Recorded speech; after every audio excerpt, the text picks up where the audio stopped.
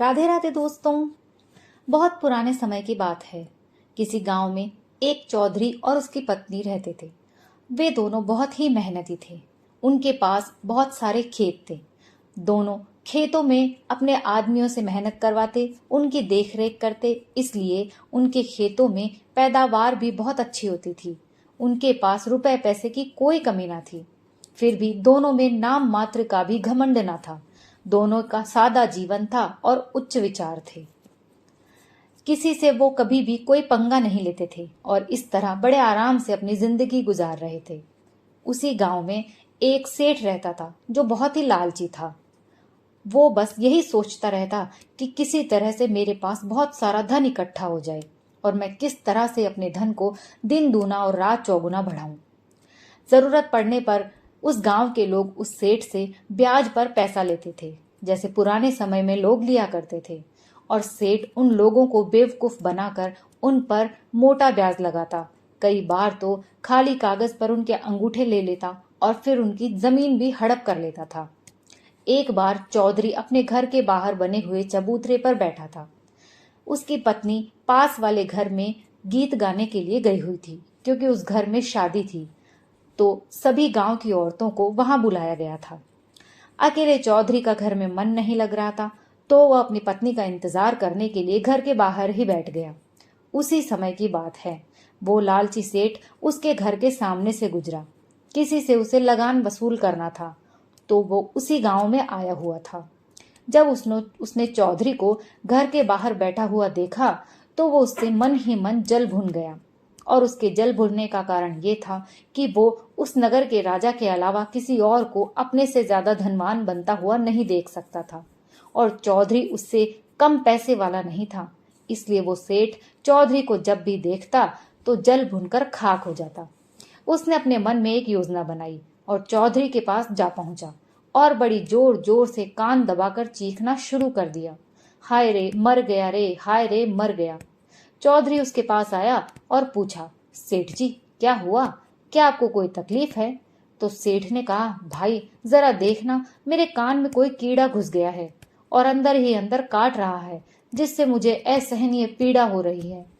चौधरी ने जैसे ही सेठ के कान में देखा, सेठ ने उसका हाथ पकड़ लिया और जोर जोर से चीखना चिल्लाना शुरू कर दिया। सेठ का चीखना चिल्लाना सुनकर गांव के सारे लोग वहां पर इकट्ठा हो गए। चौधरी तो बेचारा हैरान था कि आखिर ऐसा हुआ क्या। सेठ ने उन सब लोगों से कहा, भाइयों, इस जाट ने मेरा कान चुरा लिया है।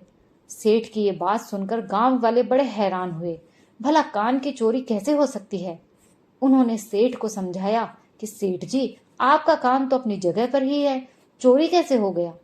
तो सेठ ने कहा, अरे मूर्खों, तुम्हें इतना भी नहीं पता। ये तो भगवान ने बस दिखावे के लिए इसकी संरचना की है। बाकी सुनने वाला कान तो इस कान के भीतर होता है, वही इस जाट ने चुरा लिया। मेरे कान में एक कीड़ा घुस गया था, वही दिखाने के लिए मैंने इसको बुलाया, पर इसने तो मेरा कान ही चुरा लिया। ये सुनकर चौधरी भी बड़ा परेशान हो गया।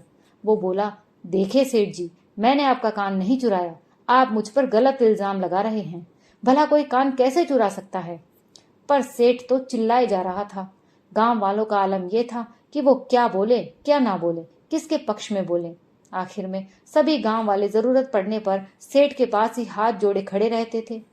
अब उन्हें ये डर था कि अगर सेठ को कुछ भी समझाया तो दुगुना ब्याज वसूल करेगा और जरूरत पड़ने पर शायद पैसा देने से भी इनकार कर दे।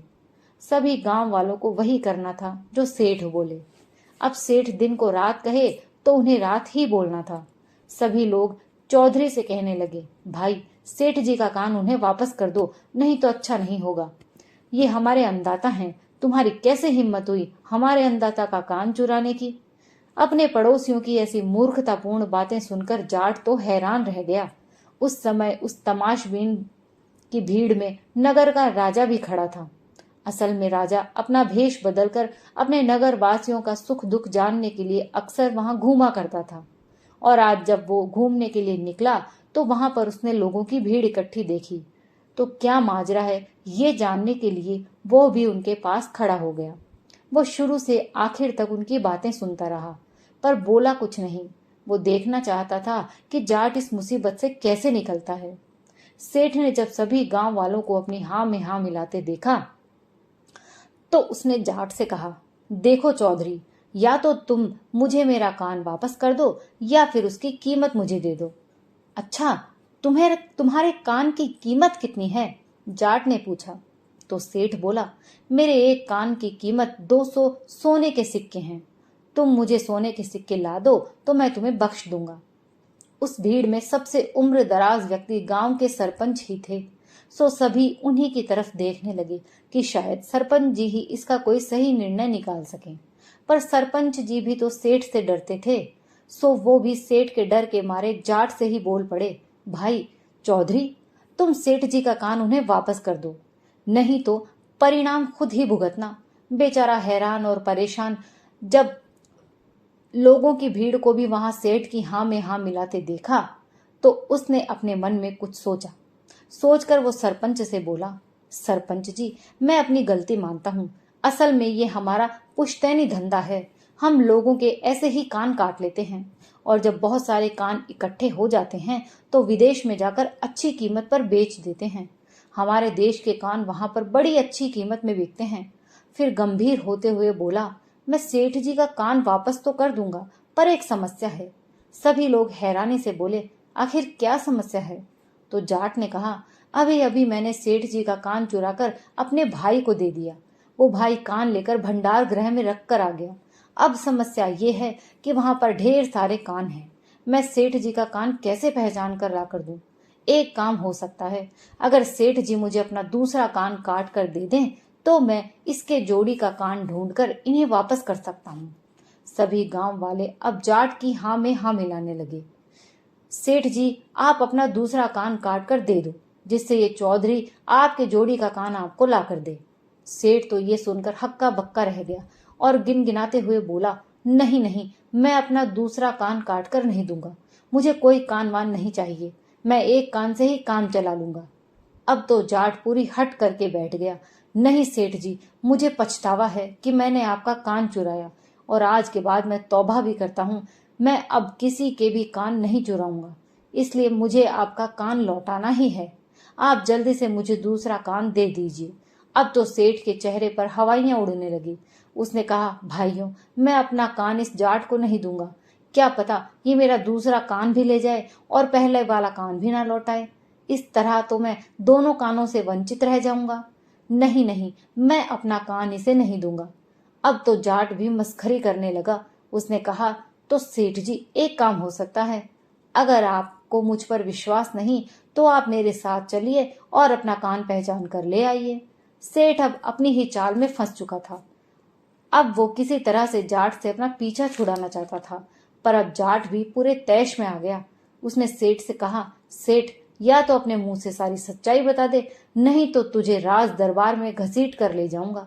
अब सेठ ने हाथ जोड़ते हुए कहा, भाइयों, मुझे नहीं पता था कि जाट से पंगा लेना मुझे इतना भारी पड़ेगा।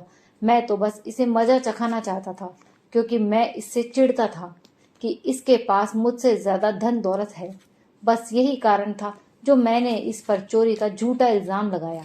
अब मैं प्रण लेता हूँ कि मैं कभी किसी के साथ ऐसा नहीं करूंगा। और इतना कहकर सेठ वहां से रफू चक्कर हो गया।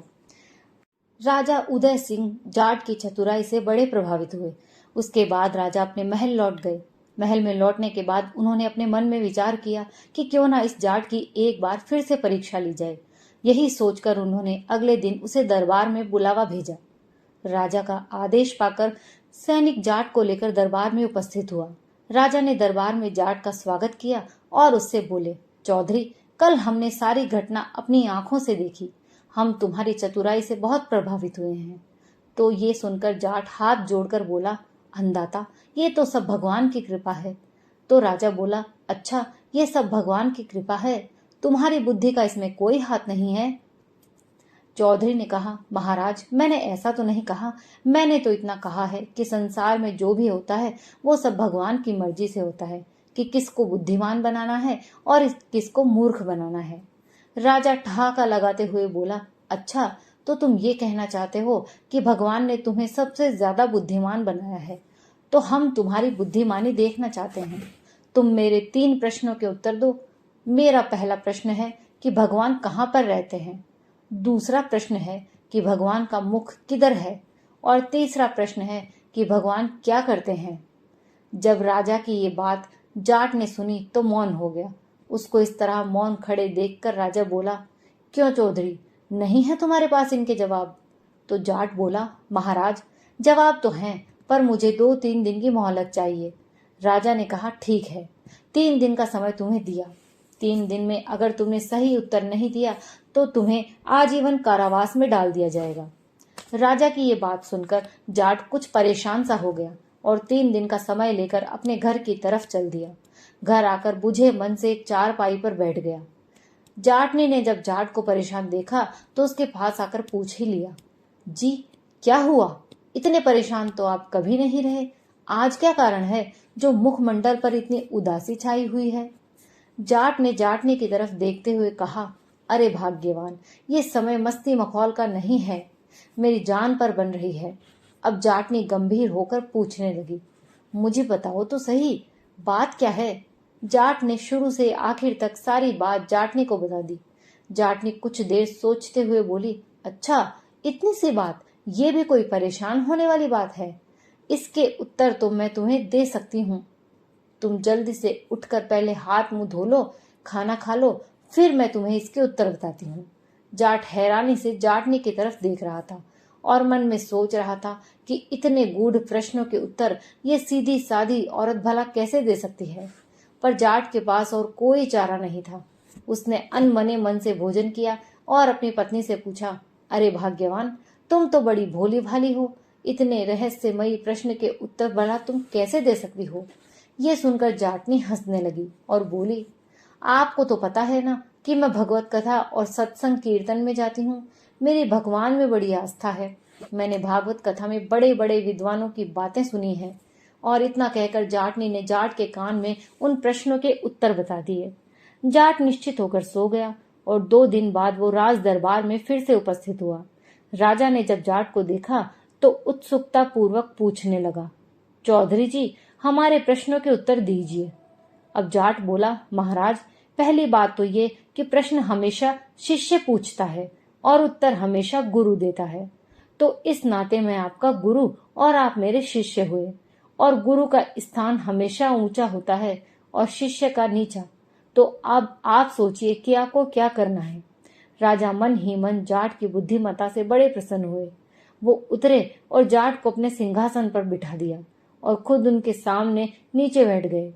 जाट ने सोचा कि अगर मैं राजा को सीधे सीधे इसका जवाब दूंगा तो राजा को जवाब शायद समझ न आए, इसलिए राजा को प्रमाणित करके दिखाना पड़ेगा।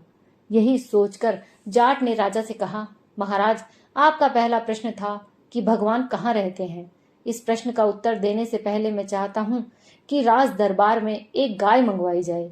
राजा ने तुरंत आदेश दिया कि जल्दी से जल्दी एक गाय लेकर आओ। थोड़ी देर में एक सिपाही गाय को लेकर दरबार में उपस्थित हुआ। गाय को देखते ही जाट ने राजा से पूछा, महाराज गुस्ताखी माफ हो, पर मुझे आपसे एक प्रश्न पूछना है। इस गाय के समस्त शरीर में दूध कहाँ पर स्थित है? तो राजा बोला, ये भी कोई पूछने वाली बात है, दूध इसके थन में है। जाट हंसते हुए बोला, नहीं महाराज, दूध इसके समस्त शरीर में व्याप्त है। थन तो एकमात्र साधन है दूध को बाहर निकालने का। जब हम गाय को धोते हैं तभी दूध बाहर आता है, नहीं तो थन में दूध नहीं होता। गाय के समस्त शरीर में दूध होता है जो कि हमें दिखाई नहीं देता और हम समझते हैं कि दूध धन में है। उसी तरह ईश्वर पूरे संसार में व्याप्त है जो हमें दिखाई नहीं देता। जिस प्रकार हम दूध के लिए गाय को धोते हैं और दूध प्राप्त करते हैं, उसी तरह हम भगवान की भक्ति करके भगवान को प्राप्त करते हैं, यानी कि हम भगवान की कृपा प्राप्त करते हैं। तो महाराज, ये था आपके पहले प्रश्न का उत्तर। बताइए आप इससे संतुष्ट हैं कि नहीं? राजा वाह वाह कर उठे और बोले, सच में तुमने बहुत ही अद्भुत उत्तर दिया है। अब दूसरे प्रश्न का उत्तर। तो राजा की बात सुनकर जाट बोला, महाराज आपका दूसरा प्रश्न था कि भगवान का मुख किस दिशा में होता है। इसका उत्तर देने से पहले मुझे एक मोमबत्ती चाहिए।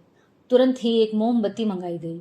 जाट ने उस मोमबत्ती को जलाया और राजा से पूछा, महाराज अब मुझे आप ये बताइए कि इसका मुख किस तरफ है और इस मोमबत्ती की रोशनी किस दिशा में पड़ रही है। राजा ने मोमबत्ती को ध्यान से देखा और बोला, इसका मुख ऊपर की तरफ है और इसका उजाला चारों दिशाओं में फैला हुआ है। भला ये कैसे पता चल सकता है कि इसका उजाला किस दिशा में है।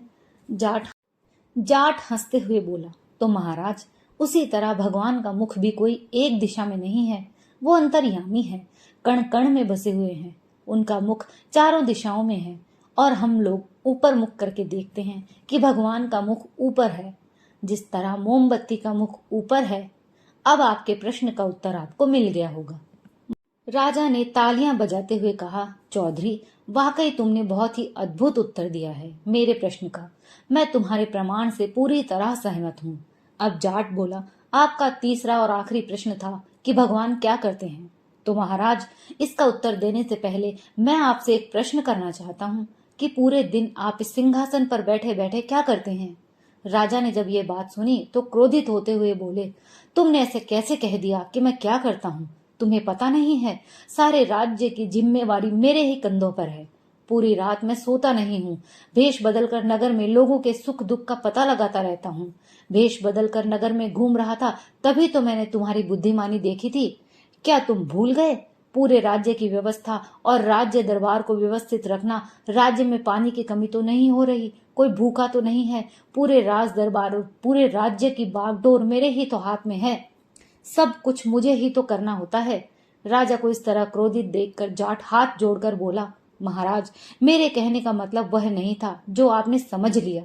मैं तो सिर्फ आपको ये समझाना चाहता हूँ कि जैसे आप इस नगर के राजा हैं, इस राज्य को संभालते हैं, सबकी जरूरतों का ध्यान रखते हैं, सबकी बागडोर आपके हाथ में है, उसी तरह से इस पूरे जगत का राजा वो ईश्वर है। पूरे संसार की बागडोर उसी के हाथ में है। सुबह को इंसान भूखा तो उठता है, पर रात को भूखा सोता नहीं है। उस ईश्वर को हम परम पिता परमेश्वर कहते हैं। वही सबके पालनहार हैं। जो एक राजा एक राज्य के लिए करता है, वो परम पिता परमेश्वर पूरे संसार के लिए करते हैं। तो महाराज, ये था आपके तीसरे प्रश्न का उत्तर। उम्मीद करता हूँ कि आपको मेरे सभी उत्तर पसंद आए होंगे। राजा के चेहरे पर प्रसन्नता साफ झलक रही थी। उन्होंने तालियां बजाई और कहा, अद्भुत चौधरी, अद्भुत। तुम्हारे सभी जवाब बहुत ही अद्भुत थे। सारा राज दरबार तालियों से गुंजायमान हो गया। राजा ने खुश होकर जाट को 1,00,000 सोने की मुद्राएं दी और अपने राज्य में एक उचित सलाहकार के रूप में नियुक्त किया। अब तो जाट जाटनी राजमहल में अपना जीवन सुखपूर्वक बिताने लगे। दोस्तों, ये कहानी यहीं समाप्त होती है। अगर आपको पसंद आई हो तो प्लीज लाइक और शेयर कीजिए और कमेंट करके जरूर बताइए। और अगर आप मेरे चैनल पर नए हैं तो प्लीज मेरे चैनल को सब्सक्राइब कर लीजिए, क्योंकि मैं